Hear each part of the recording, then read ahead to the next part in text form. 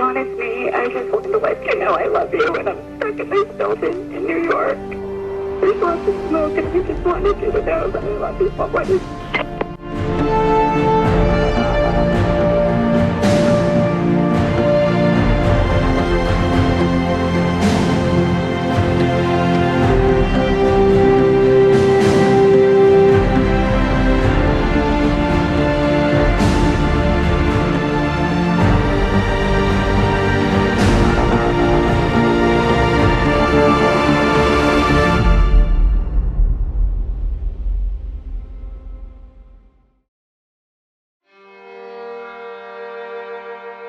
Mardi, 11 septembre 2001. New York se réveille, insouciante. Les premiers rayons du soleil glissent entre les gratte-ciels, illuminant la ville d'une lumière dorée. Le ciel, d'un bleu parfait, presque irréel. Dans les rues, les taxis klaxonnent, les cafés fument, les journaux s'ouvrent. Le rythme de la ville s'installe, comme chaque matin. Les Twin Towers veillent, immenses, sur Manhattan. Elles sont le cœur battant de l'économie américaine. Des milliers d'hommes et de femmes franchissent leurs portes, café en main, attachés cases serrées. Certains prennent l'ascenseur, d'autres discutent déjà autour d'un bureau. La routine, rien de plus. Pendant ce temps, loin de là, 4 avions sillonnent le ciel américain. Pour la plupart des passagers, ce n'est qu'un voyage ordinaire. Mais parmi eux, 19 hommes se distinguent par leur silence. Leur regard ne se pose sur personne. Ils comptent les minutes, les secondes. Chacun connaît sa place, son rôle, sa cible. À cet instant, personne, ni à New York ni ailleurs, ne peut imaginer que cette journée va devenir l'une des plus sombres de l'histoire moderne.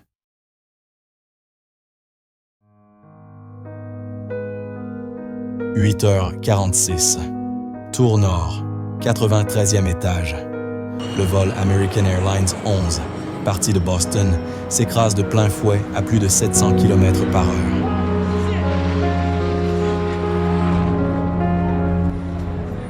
L'impact est si violent que les étages supérieurs prennent feu instantanément. Des tonnes de carburant enflammé dévalent les cages d'escalier. Dans les bureaux, c'est le chaos. Certains meurent sur le coup, d'autres sont piégés, incapables de fuir. En bas, les passants s'arrêtent, lèvent les yeux. On pense d'abord à un accident, un crash tragique mais isolé. Mais ce n'est que le début.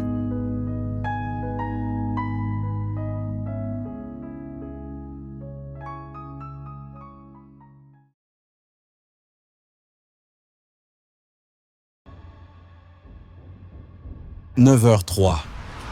17 minutes après la première frappe. Un deuxième avion apparaît dans le ciel de Manhattan. Il plonge vers la tour sud et s'écrase violemment entre le 77e et le 85e étage. Cette fois, il n'y a plus de doute. Ce n'est pas un accident, c'est une attaque. En direct, des millions de téléspectateurs assistent à l'impensable.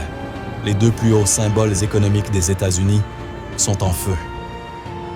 New York est en larmes, ses habitants dévastés, impuissants face à l'inimaginable.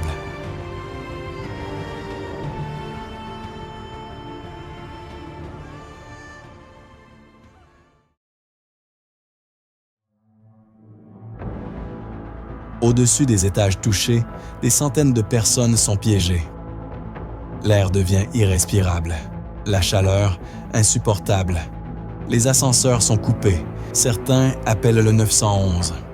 Please, I'm gonna die, aren't I? No. Say your, I'm gonna die. Ma'am, say your prayers. And we're gonna think positive because you gotta help each other get off the floor. I'm gonna die. No, stay calm. D'autres s'approchent des fenêtres, cherchent un l'air. Et puis, il y a ceux qui sautent. Des corps tombent, un à un, jusqu'au silence.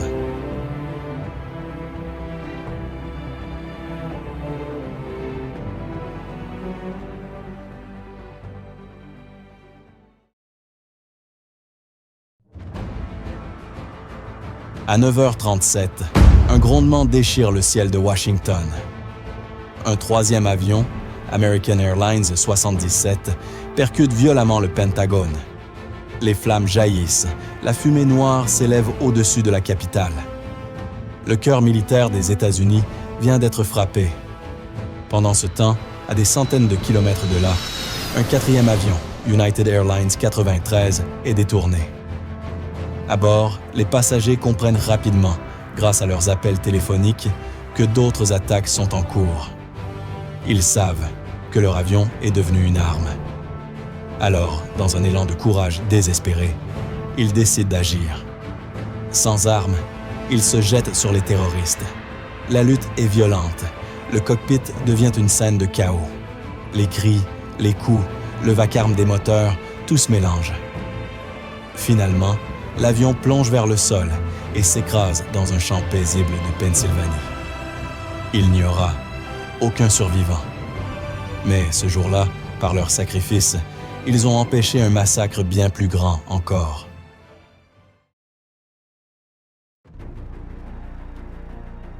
« 9h59. Un grondement profond résonne dans toute la ville. La tour sud du World Trade Center, éventrée et en flammes, commence à céder. Les étages supérieurs s'affaissent, puis entraînent les autres dans une réaction en chaîne implacable. En quelques secondes, 415 mètres d'acier, de béton et de verre s'effondrent sur eux-mêmes, aspirés vers le sol.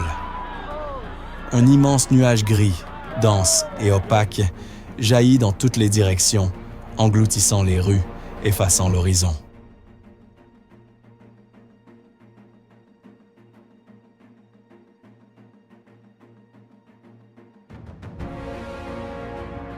« 10h28. La tour nord, blessée, s'écroule à son tour. Elle s'écroule dans un vacarme assourdissant, disparaissant derrière un rideau de fumée et de poussière. En bas, c'est le chaos. Des milliers de tonnes de débris déferlent sur Manhattan. Les passants courent, certains tombent, d'autres se relèvent à tâtons dans l'obscurité poussiéreuse. Les sirènes hurlent, puis s'éteignent. Le bruit se transforme en silence. Un silence lourd, presque irréel. New York n'est plus qu'une ombre d'elle-même, figée sous une épaisse couche de cendres. Et le monde entier reste témoin, impuissant, de la disparition du symbole d'une nation.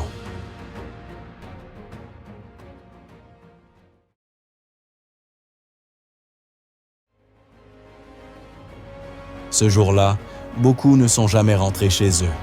343 pompiers ont donné leur vie en essayant de sauver celle des autres.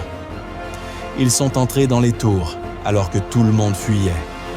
Dans les escaliers, dans les couloirs envahis par la fumée, ils montaient encore et encore, portant leurs lourds équipements, respirant à travers un masque, appelant les survivants à les suivre.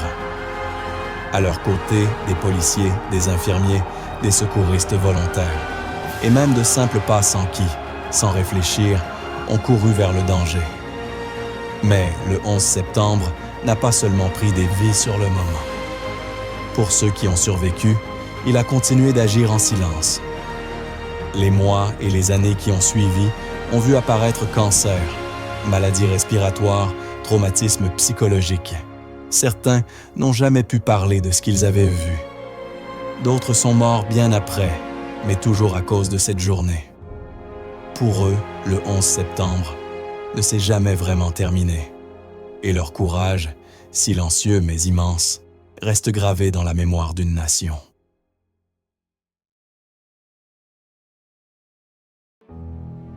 Oussama Ben Laden, chef du réseau terroriste Al-Qaïda, est rapidement identifié comme l'architecte des attaques. Son nom devient synonyme de haine et de peur à travers le monde. Après l'incrédulité, vient la riposte. En octobre 2001, l'Amérique lance la guerre contre le terrorisme. Les bombardiers décollent. Les troupes pénètrent en Afghanistan pour démanteler Al-Qaïda et renverser les talibans qui lui offraient de refuge. Des années plus tard, le conflit s'étend à l'Irak, plongeant la région dans une guerre longue et meurtrière. Aux États-Unis, la vie change. Les aéroports deviennent des forteresses de sécurité. Les contrôles se multiplient. La surveillance s'étend, parfois au prix des libertés individuelles. un nouveau monde est né, plus dur, plus méfiant, mais, au moins pour un temps, aussi plus solidaire. Car le 11 septembre n'était pas seulement une tragédie américaine, c'était une tragédie humaine.